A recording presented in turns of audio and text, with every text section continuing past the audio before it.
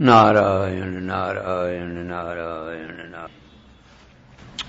ओम पार्थाय प्रतिबोधितां भगवता नारायणेन स्वयं व्यासेन कृतितां पुराणमुनिना मध्ये महाभारतम् अष्टमृत्तादितिवैशिणी भगवतीमष्टादशाध्यायिनीम् अम्ब त्वामनुसन्दधामि भगवद्गीते भवद्वेषिणीम् सच्चिदानन्दरूपाय विश्वोत्पत्त्यादिहेतवे तापत्रय विनाशाय श्रीकृष्णाय वयं नमः।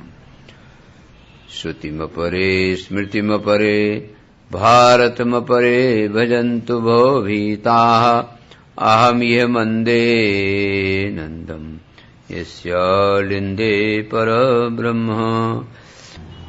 परम प्रेमास्पद परमात्म स्वरूप, आज 14 जनवरी बुधवार है और मकर संक्रांति है। तो मकर संक्रांति का अर्थ होता है कि 6 महीना सूर्य भगवान दक्षिणायन रहते हैं, 6 महीना उत्तरायण रहते हैं। तो सूर्य भगवान 12 बज के और कुछ मिनट पर दिल्ली के हिसाब से, यहां शायद कुछ पहले हो सकता है, तो इतने में मकर संक्रांति प्रारंभ होती है। संक्रांति माने संक्रमण, अर्थात तो एक राशि से दूसरी राशि पार करना। सूर्य भगवान 1 महीना एक राशि पर रहते हैं, 30 अंश पूरे। तो आज के दिन से शुभ काम सब शुरू हो जाएंगे। ये पूष का महीना धनुर्मास कहलाता है। धन के सूर्य रहते हैं, तो धन के सूर्य में कोई शुभ कर्म नहीं होता है। कहो भाई धन तो बढ़िया चीज है, लेकिन ये धनुष है जो जानकी जी के विवाह में खंडन किया गया था। तो इसलिए इस महीने में शुभ कर्म वर्जित है। और अब शुभ कर्म सब, तो इसमें भगवान का गान कीर्तन पूष में यही करना चाहिए। उनकी कथा, उनके नाम का स्मरण, उनके मंगलमय लीलाओं का स्मरण, ये सब करना चाहिए। और आज से मकर संक्रांति हो गई, मकर के सूर्य आ गए, तो उत्तरायण हो गए।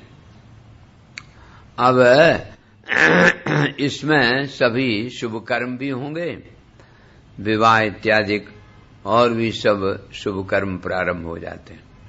और गणेश भगवान का यहाँ तो बड़ा ही महत्व है। महाराष्ट्र में सिद्ध विनायक जी के यहाँ देखो कितनी बड़ी भीड़ लगती है। तो आज गणेश चतुर्थी भी है। जो माताएं व्रत रहती हैं वो आज व्रत रहेंगी। वैसे तो विघ्न हरण है गणेश।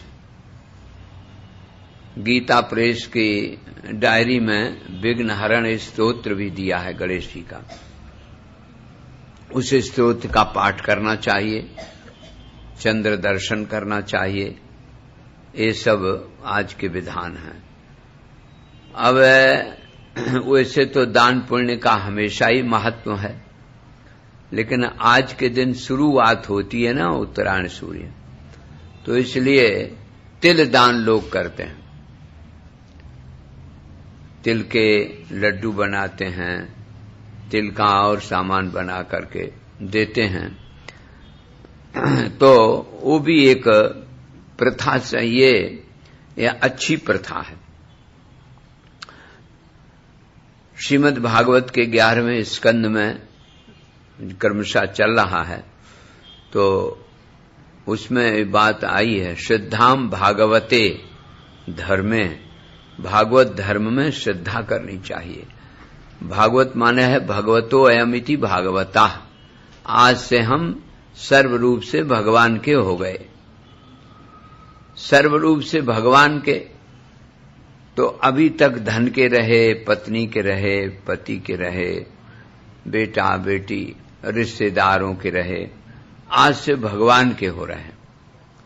ये अर्थ है इसका भागवत का। भागवत माने आज से हम भगवान के हो रहे हैं, भगवान हमारे, हम भगवान के। ये निश्चय संकल्प आज के दिन होता है। श्रद्धा तो होती है, श्रद्धा न होए तो फिर विश्वास ही नहीं होगा, और विश्वास जहां होती है नहीं होता है, वहां श्रद्धा जाती भी तो भस्म हो जाती है। भवानी शंकर भगवान श्रद्धा और विश्वास के रूप हैं। विश्वास भगवान शंकर का वहां था नहीं दक्ष के यज्ञ में, तो सती रूप श्रद्धा गई तो भस्म हो गई।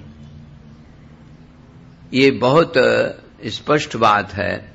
जीवन में विश्वास तो होना ही चाहिए।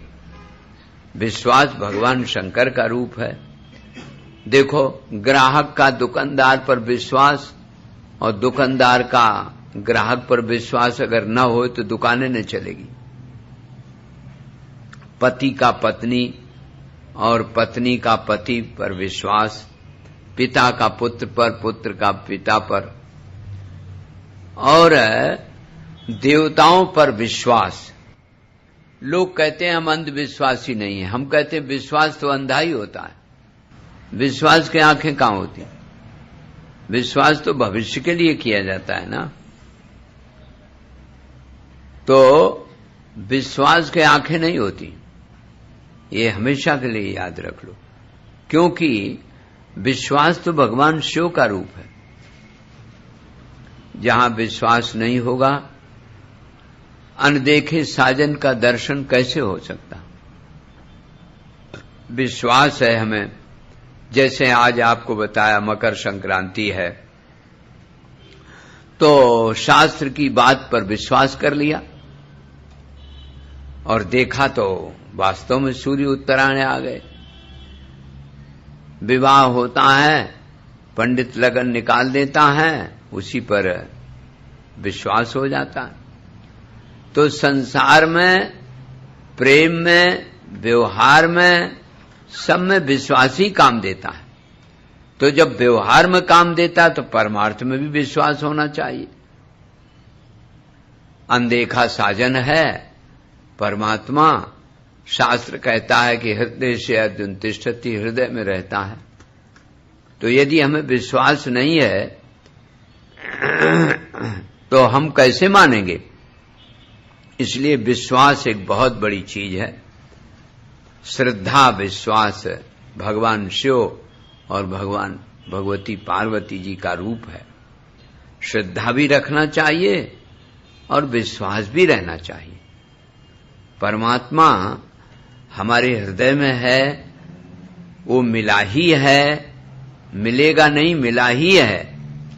जैसे आपको ये विश्वास है कि हम सत्संग में आए तो बिन सत्संग विवेक न होई, बिना सत्संग के विवेक होता ही नहीं है।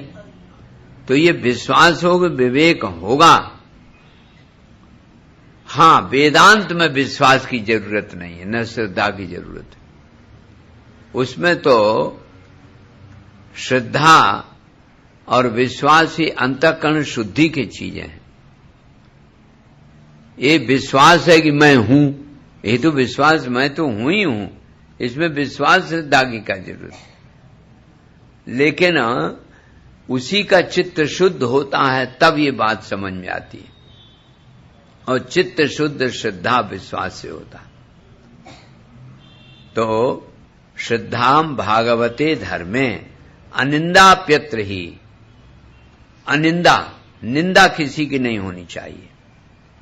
ऐसे अगर चलो तो कहते नारायण परा भक्ता। नारायण के जो परम भक्त हैं वो इस माया को पार कर जाते हैं। अंजह मायाम तरंती सा। तरंति ते, वे लोग जो माया को पार होना चाहते हैं वो इस मार्ग से चलें तो वो बड़े जल्दी, अंजा माने बड़े जल्दी पार हो जाएंगे, अर्थात अपने स्वरूप का बोध हो जाएगा। तो उन्होंने पूछा नारायण पराभक्ता, नारायण कौन है भाई? हम तो नारायण को ही नहीं जानते। नार माने होता है पानी, और नार माने जीव भी है। नरसेदम नारम, ज्ञान भी है। नारम ज्ञानम ददाती थी, और नरम नारम अज्ञानम अपि द्यति, दो अवखंड ने। नृविक्षेपे भी है। नार शब्द के अर्थ पानी, तो पानी में रहने वाला, पानी से ही तो सब सृष्टि चारों, स्वेदज, अंडज, उद्भिज, जरायुज, चारों पानी से ही तो पैदा हुई, इसीलिए नाम उसका जल रखा गया। जन्म लाती थी जलम, 2 बूंद पानी, 2 बूंद पानी ही तो मिला रज और वीर में, और क्या है? तो 2 बूंद पानी से इतना बड़ा हाथी, इतना बड़ा शेर, इतना बड़ा मनुष्य, इतनी छोटी चींटी, सब का सब है 2 बूंद पानी से। क्या कमाल है भगवान का चमत्कार। लोग कहते हैं कि चमत्कार दिखाओ, इससे बड़ा और चमत्कार भगवान का क्या हो सकता। 2 बूंद पानी से इतना बड़ा हाथी पैदा हो जाता, इतना बड़ा सिंह पैदा हो जाता, इतनी छोटी चींटी, इतना छोटा चूहा, और पानी 2 बूंद बराबर। इसलिए उसका नाम रखा गया जन्म लाती थी जलम। और जलम एवं आयनम, घर जिनका है उसी में तो स्पर्मेटोजोआ होता है। सीमन में वीर्य रज में अगर जीव न होए, चेतन न होए, तो सृष्टि नहीं होगी। सृष्टि उसी से होती है। उसी को आजकल की भाषा में स्पर्मेटोजोआ बोलते हैं। नारायण उसी में शयन कर रहा है। तो जल है जिसका आयन माने घर, आश्रय, वो नारायण। नारायण की स्थिति आप लोगों ने जान ली। सब जराय, जंडस, स्वेदज, उद्भिज, चारों जगह रहने वाला, और उसी से सृष्टि होती है। जन्माद्यस्यतः, जिससे ये स्थिति हुई, पालन हुआ, संहार हुआ संसार का, वही परमात्मा है। उसी का नाम नारायण है। तो निमि महाराज ने पूछा कि महाराज ये माया तो बड़ी कठिन है, इसको पार करने के लिए तो आपने उपाय बताया, लेकिन उपाय भी अधूरा रहा। उपाय बताया नारायण पराभक्ता, नारायण के परायण जो भक्त हैं वो पार हो जाते हैं। तो नारायण माने क्या हुआ? तो नारायण की परिभाषा बताते हैं पिप्पलायन जी। पिप्पलो अश्वत्था विष्णु एव ऐनम आश्रयो जस्य। पीपल आपने देखा, ऊर्ध्वमूल मदर शाखम अश्वत्थम प्राहुरभ्यम, ये 15वें अध्याय में शुरू में ही है। एक संसार पीपल का पेड़ है।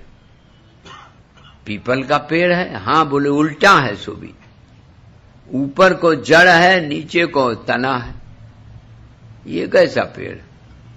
ऊर्ध्व मूल मदर शाखम अश्वत्थम प्राहुरभ्यम छंदांस यस्य पर्णानि यस्तम वेद सवेद वेद। ये पीपल का पेड़ तो देखो। पीपल इसलिए कहा गया कि जरा सी हवा लगी कि उसकी पत्तियां खड़बड़ाने लगती हैं। ऐसे संसार की दशा है। अनुकूलता से जरा प्रतिकूलता आई, परिस्थिति बदली, आदमी घबरा गया। हाय अब जाने क्या होगा। रात दिन भविष्य का भय लगा हुआ है, भूत का शोक लगा हुआ है, इससे छुट्टी नहीं मिल पाती। ऐसा न हो जाए, ऐसा न हो जाए, अनिष्ट की शंका। तो हमेशा अनिष्ट की शंका होती रहती। क्यों? ईश्वर पर विश्वास नहीं है। अभी विश्वास की चर्चा आप सुन रहे थे। अगर भगवान पर विश्वास है, दृढ़ है, तो ईश्वर जो करता है अच्छा ही करता है। ईश्वर जो करेगा वही होगा। भगवान शंकर ने स्वयं कहा, मोरेऊ कहे न संशय जाही। मोरे कहने पर संदेह नहीं जा रहा है, तो इसका मतलब राम की न चाहे सोई होई। भगवान अब राम करेंगे सोई होगा। तब शंकर बहुविध समझावा, भावी बस न ज्ञान उर्यावा। शंकर जी ने हर तरह से समझाया, लेकिन सती जी के समझ में नहीं आया, विवेक जागृत नहीं हुआ।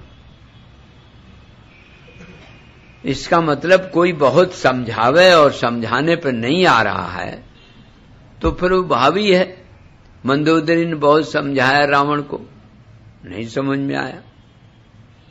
प्रहलाद ने बहुत समझाया, हिरण्यकश्यप को नहीं समझ में आया। तो फिर समझ में नहीं आया तो सब परिणाम।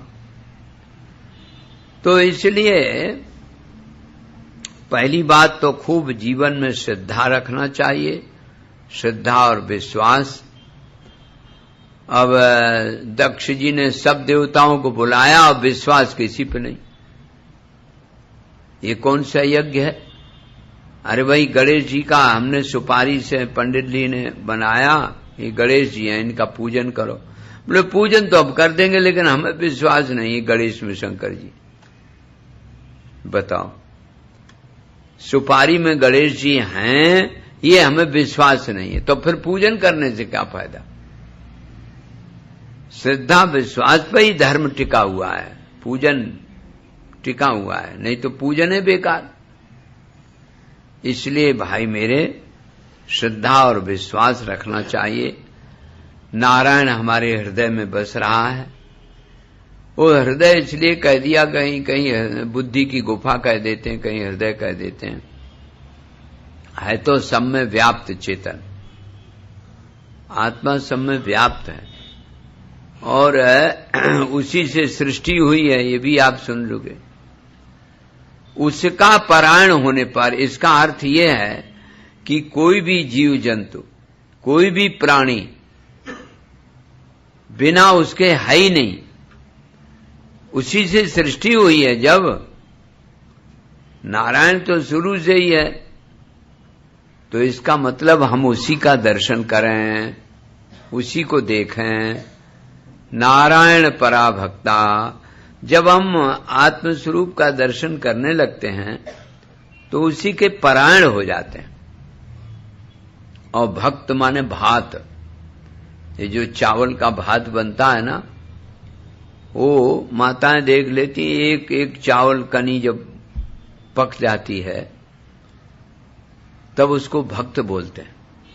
इसी तरह से भक्त के जीवन में अभिमान बिल्कुल गल जाए तब वो भक्त बना। अगर अभिमान बना रहा रूप का, विद्या का, धन का, अधिकार का, तो फिर भक्त कहां बना? आजकल चावल बनता है तो कच्चा रहता है। कुछ कैसी प्रथा है कि वो छरकना होना चाहिए, भात तो बनाते नहीं। फिर वो दांतों का काम हाथों से लेना पड़ता है। अरे भात बनाना चाहिए जो पक जाए, अच्छी तरह से गल जाए, उसको भात कहते हैं, भक्त। तो वो कहते हैं कि नारायण परा भक्ता, नारायण के जो परायण होते हैं, सब में नारायण का दर्शन करते हैं, और मुंह खुलता है तो नारायण बोलते हैं।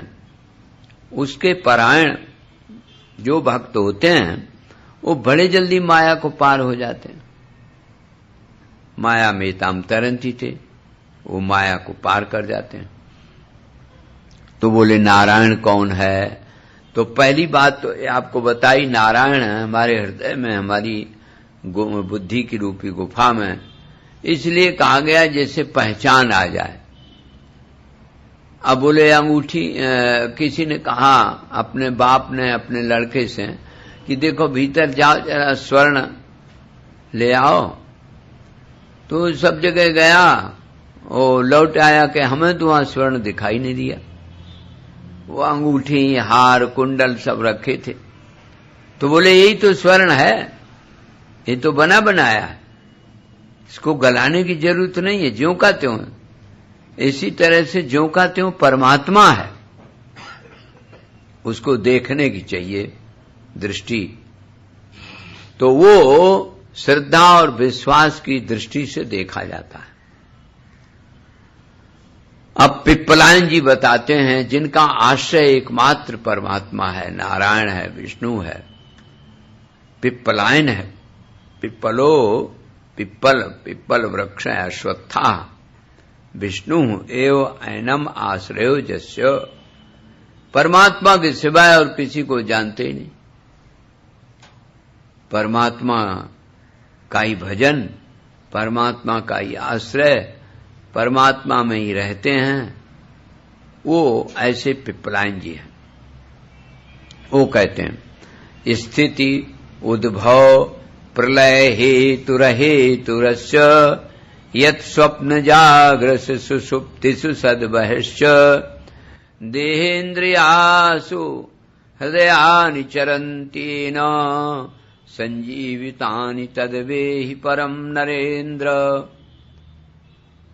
भगवान पिप्पलायन जी कहते हैं कि उसको आप नारायण समझे, परमात्मा। किसको? कि जिससे ये संसार बनता है, रहता है, बिगड़ता है, जन्माद्यस्यता। तो परमात्मा का ये लक्षण किया। और परमात्मा का लक्षण कहा? परमात्मा का नहीं, लक्षण तो है संसार का। संसार उत्पन्न होता है, संसार थोड़ी देर टिकता है, थोड़ी देर में चला जाता है, ये संसार का लक्षण है। लेकिन यतः, ये तसिल है, पंचमी है। इसका अर्थ है कि जिससे,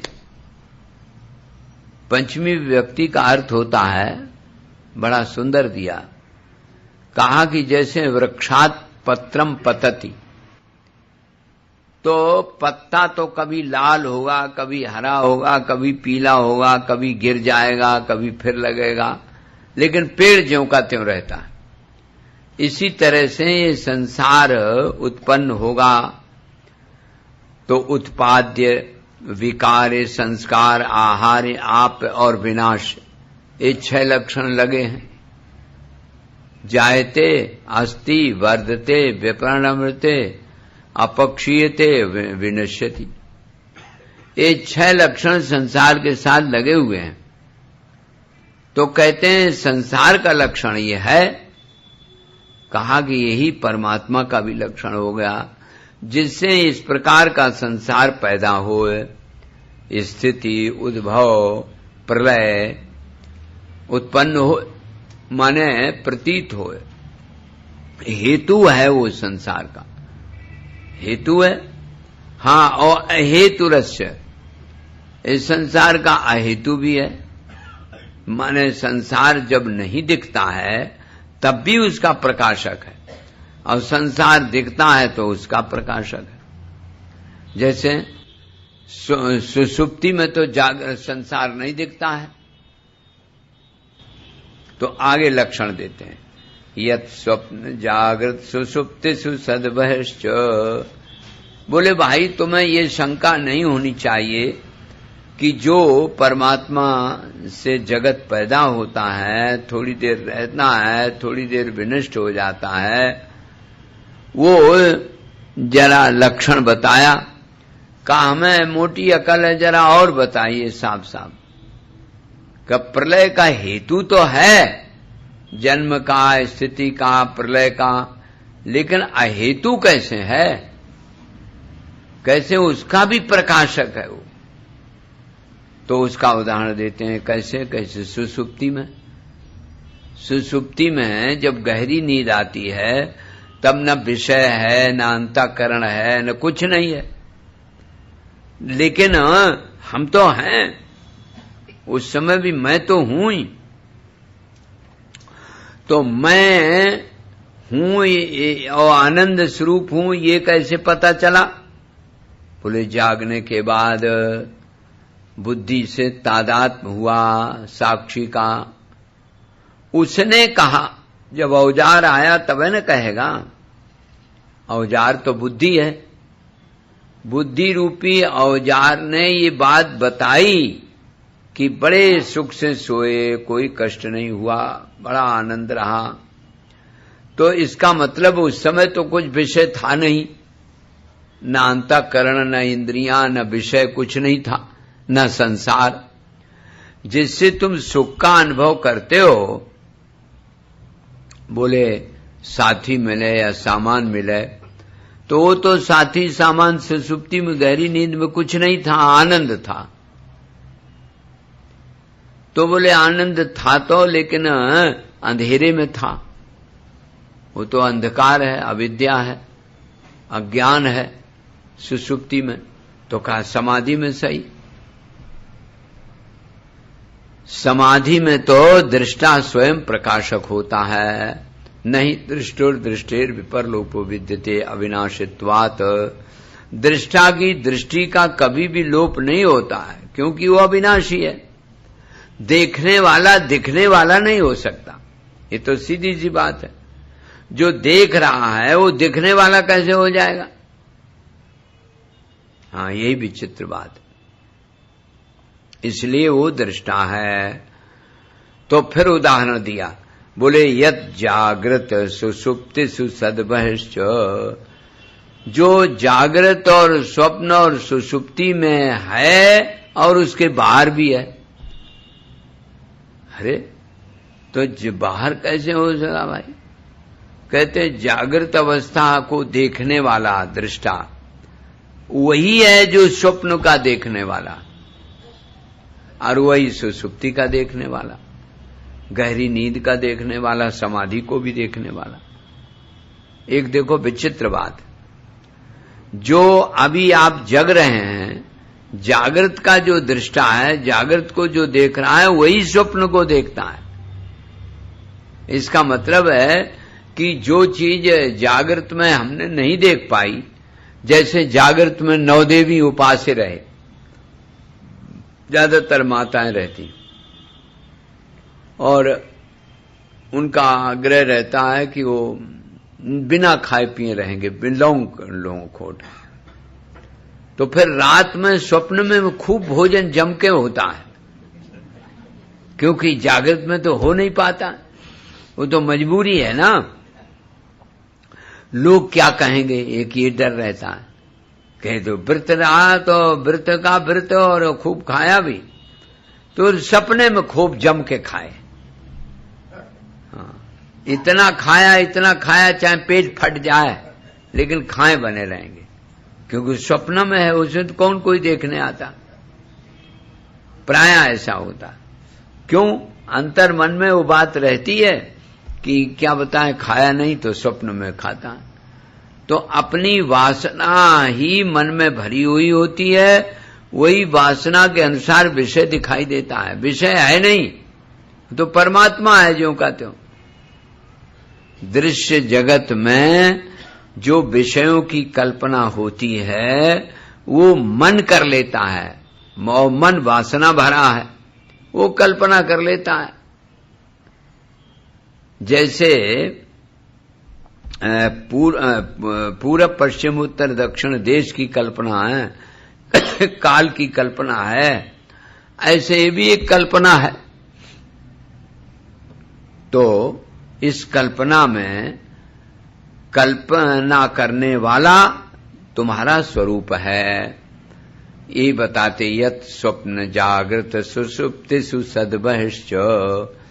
जो जागृत अवस्था में है, स्वप्न में भी है, सुषुप्ति में गहरी नींद में भी है, वही परमात्मा है। स्थिति उद्भव हे प्रलय हे तुरस्य। यत् स्वप्न जागृत सुषुप्तिषु सद्वयश्च। अरे बोले और भाई बताओ, ये तो बहुत, इसको किसने देखा है? कहते देहेन्द्रियासु हृदयानि चरन्त्येन। देह, इंद्रिय और प्राण जिसके द्वारा चलते हैं वो तो मानोगे। देह में जब चाहे तो उठ के झट पैर चल दिए, हाथ हिल गया, गर्दन हिल गई। कई लोग तो ऐसे बोलते हैं कि पुस्तक में तमाम थूक गिर जाए और जो अगल बगल बैठा हो उसके एक चांटा लगाते जाए, बोलो ना, परेशान कर लेते हैं। अरे भाई, जब अपनी साधना ही समाप्त हो गई तो बोलना से क्या फायदा? ऐसे बोलो जो सांस बढ़े ना, थूक निकले ना, और जरूरत हो उतना गर्दन हिलाए दो, इधर कर लो, इधर कर लो, मुंह खोल लो। ये जरूरत क्या है कि तमाम परेशान करो और मंच हिल जाए? तो वो फिर दृढ़ता नहीं रहती है, साधना समाप्त हो जाती। चाहे कोई व्यवहार हो, व्यवहार में भी साधना ज्यों की त्यों रहनी चाहिए। तो कहते हैं दे इंद्रियां मन प्राण जिसकी बदौलत चल रहे हैं, चरंती न, चरंती रलयो रभेदा चलंती, जिसकी बदौलत, जिसके प्रकाश में दे इंद्रियां मन बुद्धि चलते हैं। तो कहे अब तो ठीक है, चरंती न। अरे बोले है तो ठीक, लेकिन अभी हमारे विश्वास नहीं हुआ। बोले संजीवितानि येन, जिससे ये जीवित रहते हैं, ये तो मानोगे। परम नरेंद्र, हे राजन, उसको नारायण कहते हैं। कैसी सुंदर परिभाषा बताई। दे इंद्रियां मन बुद्धि जिसके द्वारा चल रहे हैं, जिसका वो प्रकाशक है, ये सब प्रकाश हैं, और जिनके द्वारा जिंदा है, संजीवितानि परम नरेंद्र, वो परमात्मा है। ये परिभाषा बताई, वो परमात्मा है, नारायण है। देखो, जीवित जिससे रहता है, ये सबसे मोटी परिभाषा। डॉक्टर लोग आते हैं, देखते हैं, बोली सांस चल रही है, अब जान है। सांस नहीं चलती है, तब फिर उसको फेफड़ों पर हाथ मलते हैं कि शायद सांस चल आ जाए। फेफड़ों पर जल्दी जल्दी हाथ मला तो आ जाता है। ऐसे बालक को उल्टा करके उसको रुलाते हैं, जिससे लंग्स खुल जाए, हवा पास होने लगे।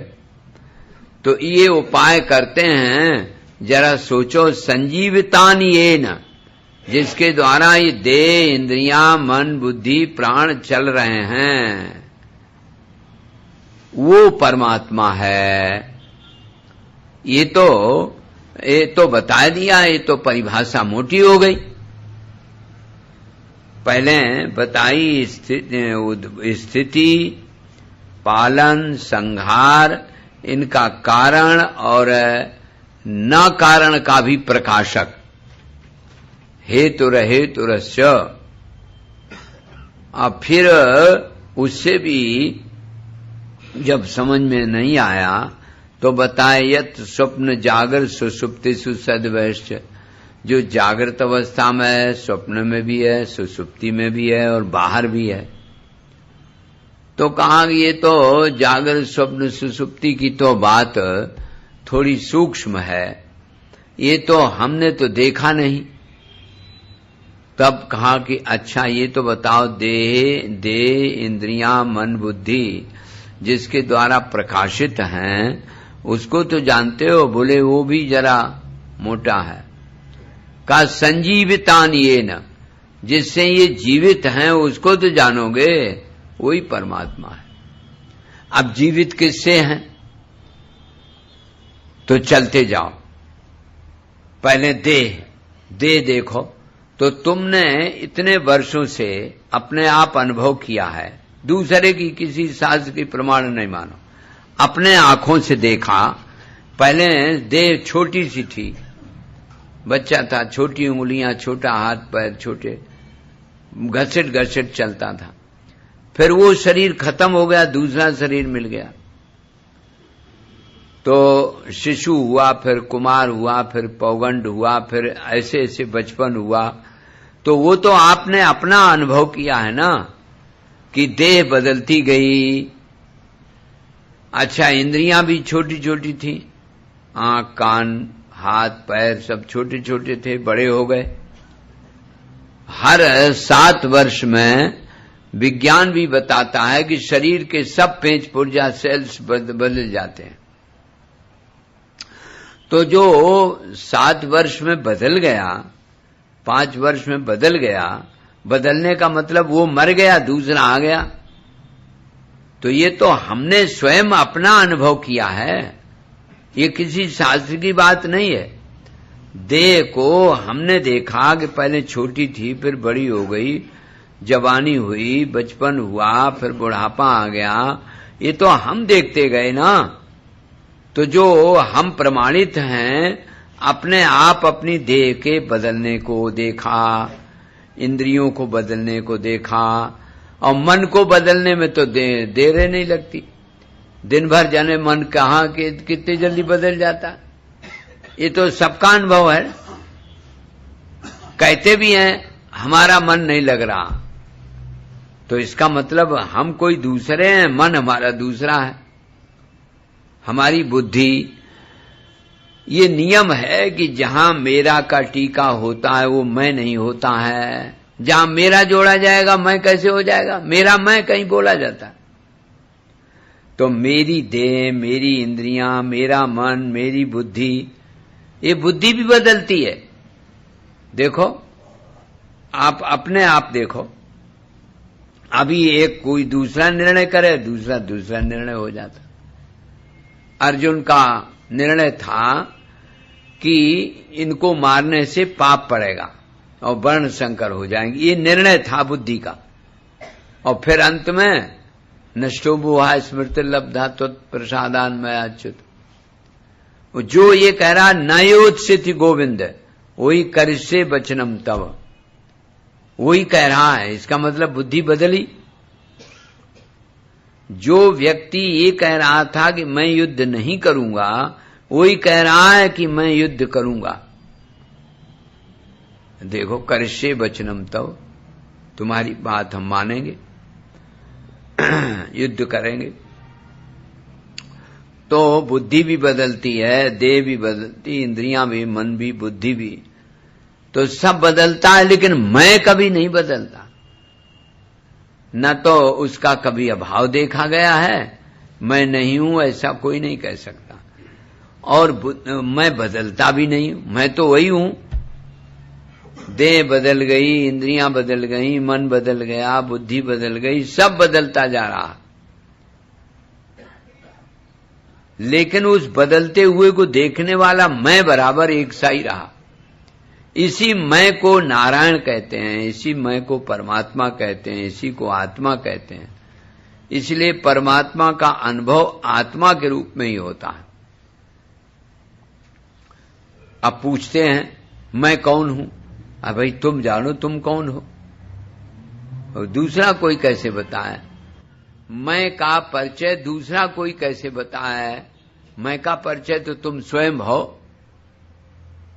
तुम जिसको मैं कहते हो वही आत्मा है, वही अविनाशी है, और वह अविनाशी पने को तुमने स्वयं जाना कि दूसरे की प्रमाण की जरूरत नहीं है।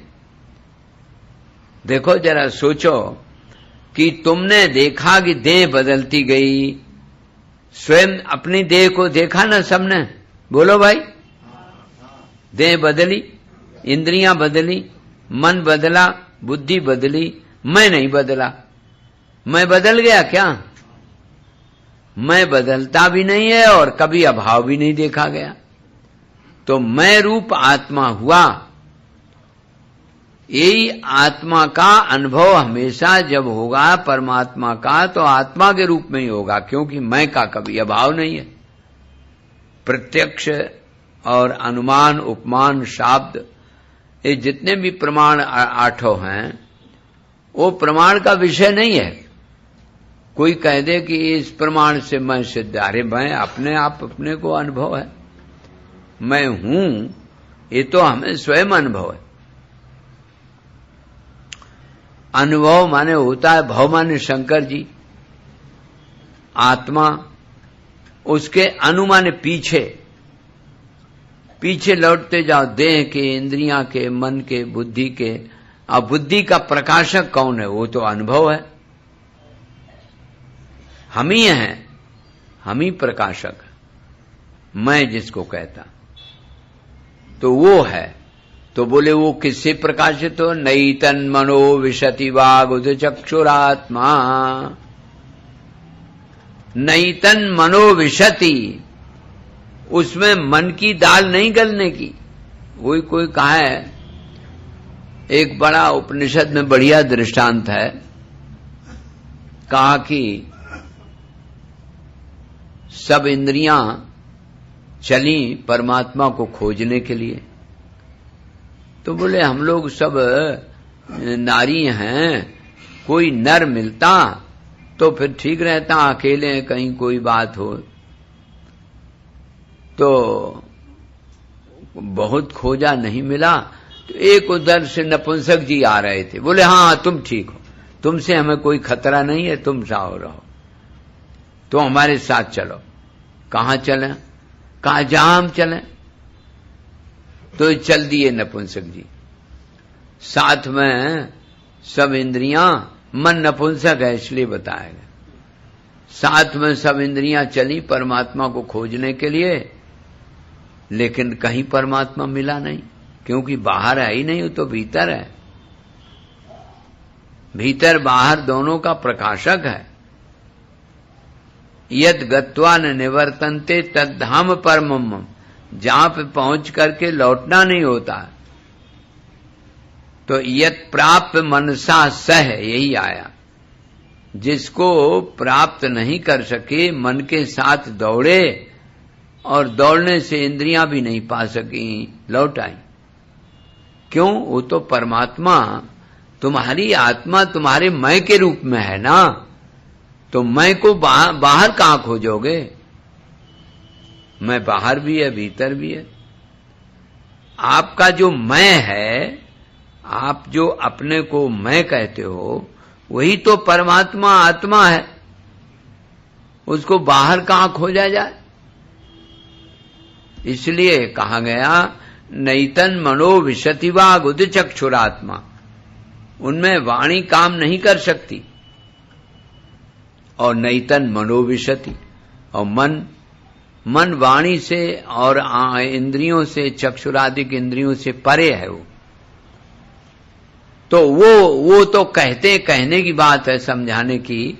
मैं अपने मैं को खोजने के लिए इंद्रियां कैसे काम कर सकती? जब इंद्रियां स्वयं प्रकाश हैं, उसी के द्वारा तो प्रकाशित हैं। तो उसी के द्वारा जो प्रकाशित हैं, वो प्रकाशक को कैसे बता दे? इसलिए केन उपनिषद बड़ा सुंदर है, यद वाचा अनुवृतम येन वाग अभुद्यते तदेदम ब्रह्म कथितम नेदम तदिदम उपासते। इसको इदम करके नहीं उपासना की जा सकती कि यह है, ऐसे दिखा दो, जैसे संतरा सेव हो, हाथ में धर के दिखा दो ये संतरा सेव है। तो वो तो संतरा सेव तो बाहरी चीज है ना, और जो अपने भीतर मैं है उसको कैसे दिखाया जाए? इसीलिए कहा गया नैतन मनो विशति वागुद चक्षुरात्मा। तब फिर कैसे पता चले? शब्दो विबोधक निषेध तयात्म मूल मर्थोक्त माहम यदृते न निषेध सिद्धि। बड़ा बढ़िया युक्ति बताई कि उसकी एक ही युक्ति है, क्या युक्ति है भाई?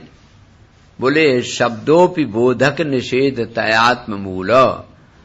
आत्मूल माने अपना, आपा, मूल में।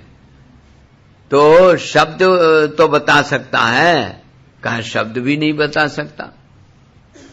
शब्द कैसे उसको बता? शब्द का तो प्रकाशक है। बोले शब्द ब्रह्म मानते हैं वैयाकरण लोग। तो शब्द कहते हैं वो शब्द भी बोधक निषेध तयात्म, बोध कराएंगे कैसे? बोले शाकचंद्र न्याय से। शाकचंद्र न्याय जानते हो?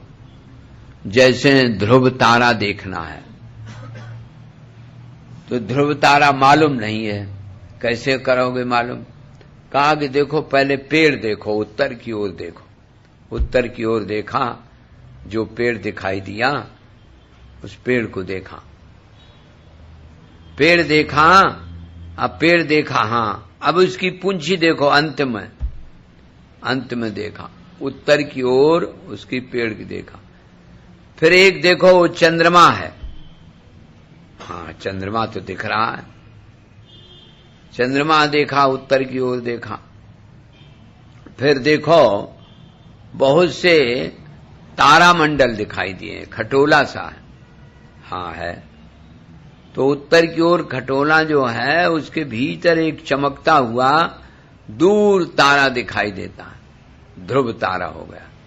अब ध्रुव तारा का जब ज्ञान हो गया तब वो न खटोला की जरूरत है, न वृक्ष की जरूरत है, न पेड़ पौधे की जरूरत है, न उत्तर दिशा, तुरंत खट से ज्ञान हो जाएगा। इसी तरह से मैं को समझाने के लिए कैसे करते हैं? बोले निषेध तयात्मूल। कैसे? निषेध करते जाओ। देह, बोले देह तो हम नहीं है, क्योंकि देह को तो हम ही ने देखा परिवर्तन हो रही है। तो देह के भीतर इंद्रियां हैं, इंद्रियां हैं, बोले इंद्रियां भी नहीं है, इंद्रियों को तो हम ही ने देखा है। अच्छा तो मन है? कहा मन भी नहीं है, मन तो हमारा बदलता रहता है, उसको हम ही देखते हैं कि मन बदल रहा है, कभी सात्विक, कभी राजस, कभी तामस। तो मन बुद्धि तो है, बोले बुद्धि भी नहीं। बुद्धि तो अभी कुछ है, कुछ निर्णय कुछ कर रही, कुछ निर्णय बाद में हो जाए। तो जिसका निषेध न किया जा सके, मैं का निषेध नहीं हो सकता। मैं नहीं हूं ऐसा नहीं कह सकते, क्योंकि मैं का किसी ने अभाव नहीं देखा है। जो बोल रहे हो सो तो ही हो, तो बोलते कैसे हो? भगवान शंकराचार्य भी भाष्य में कहते नास्मि इति कश्चित प्रतीयात्। मैं नहीं हूं ऐसा कोई व्यक्ति विश्वास नहीं कर सकता, कहता भी नहीं है। मैं नहीं हूं ऐसा कैसे कहेगा जब वो है, खुद है और वही बोले कि मैं नहीं हूं? ऐसे तो बड़ा आश्चर्य लगता। ये कैसे कहेगा मैं नहीं हूं? मैं तो हूं। तो यही प्रमाण है कि मैं हूं और सदा हूं। सदा हूं क्योंकि मालूम पड़ता हूं। तो मालूम पड़ना चिद हुआ, और मालूम क्या पड़ता कि हूं। अगर होते न तो मालूम कैसे पड़ते? तो मैं सद, चिद और आनंद रूप है। मैं हूं, ये अस्मि, ये सद हुआ, और मालूम पड़ता हूं कि मैं हूं। किसी दूसरे से पूछो कि देखो भैया मैं हूं कि नहीं हूं, ऐसा कहीं संदेह किसी को होता है? अपने बारे में किसी को संदेह नहीं होता। तो इसमें मुझे मालूम पड़ता हूं, तो चिद रूप हो गया। और मैं सदा हूं, इससे बढ़ के आनंद और क्या हो सकता? ये तो आनंद तो आपको समाधि में और सुषुप्ति में प्रमाणित हो गया कि आनंद स्वरूप हूं। तो मैं सच्चिद आनंद हूं, ये ज्ञान हुआ। तो अगर कोई पूछे कि मैं कौन हूं, मेरा परिचय क्या है, तो सच्चिदानंद। लेकिन एक बात याद रखना, घर में जाओ और बाबूजी कहें कि जरा चाय बनाना, बोले मैं चुप रहो, मैं तो सच्चिदानंद हूं। ऐसा न करने लगना, नहीं सब गड़बड़ हो जाए। कल से कोई कथा में भी नहीं आएगा, कहेगा उन्हें अच्छा हमने अपनी देवी से कहा कि चाय बनाओ, कहने लगी सच्चिदानंद हूं मैं। तो जो तुम सो हम क्यों चाय बनाए। अब तो हमने सुना है कि अखबारों में निकला है कि इतवार के दिन देवी जी अपनी पलंग बैठी रहेंगी और देवता लोग काम करेंगे दौड़ दौड़ के। तो अब जरा इस पर विचार करो थोड़ा। अपने मैं को कभी भी परिवर्तित अवस्था में या अभाव में नहीं देख सकते। अपने मैं को परिवर्तन जब होगा तब भी तुम ही जानोगे। जानने वाला ही रहेगा हमेशा, दृष्टा ही रहेगा, दृश्य कभी बन ही नहीं सकता। नहीं दृष्टुर दृष्टेर लोपो विपरिवर्तते, क्यों बोले अविनाशित्वात्, अविनाशी होने के कारण दृष्टा की दृष्टि का कभी अंतर नहीं होता है। तो मैं सच्चिद आनंद रूप हूं और मैं अपरिवर्तनीय हूं, मैं कभी बदलता नहीं हूं, अविनाशी हूं और सच्चिद आनंद रूप हूं। इतना बढ़िया पिप्पलायन जी ने समझाया निमि महाराज को कि अरे ये मैं के रूप में ही तो आप हैं, मैं का स्वरूप है, मैं उसका स्वरूप है। इस ज्ञान को यदि व्यक्ति धारण कर ले तो फिर दुनिया में कोई दुख ही न रह जाए। क्योंकि दुख आते हैं तो देह में आते हैं या इंद्रियों में आते हैं या मन में आते हैं। वास्तव में तो मन में आता है। अपनी वासना जब पूरी नहीं होती है, पूरी हो गई तो लोभ, पूरी नहीं हुई तो क्रोध, आज जिससे पूरी हुई उसके प्रति राग मोह हो जाएगा, आज जिससे अधूरी रह गई उसके प्रति द्वेष हो जाएगा। तो राग द्वेष से सना हुआ व्यक्ति बंध जाता है। राग द्वेष अस्मिता अभिनिवेश अविद्या, तो दुनिया में राग द्वेष हो जाता है। कपिल जी ने कहा कि ये दुनिया में भगवान ने बनाए नहीं है, ये तो जीव ने अपने आप गढ़ लिए। राग द्वेष अस्मिता, अस्मिता माने अभिमान, ये परमात्मा ने थोड़ी बनाया, जीव ने अपने आप गढ़ लिए। अब जो गढ़ लिए तो उनसे दुख पाता है और फिर भगवान से कहता है कि हे भगवान हमारा दुख मेटो। अब वो बेचारे गढ़ लिया तुमने, मेटे वो। बोलो प्रेम से कृष्ण भगवान की। ओम पूर्णमदः पूर्णमिदं पूर्णात् पूर्णमुदच्यते पूर्णस्य पूर्णमादाय पूर्णमेवावशिष्यते। ओम शांति शांति शांति। हरि ओम। श्री गुरुभ्यो नमः। हरि ओम।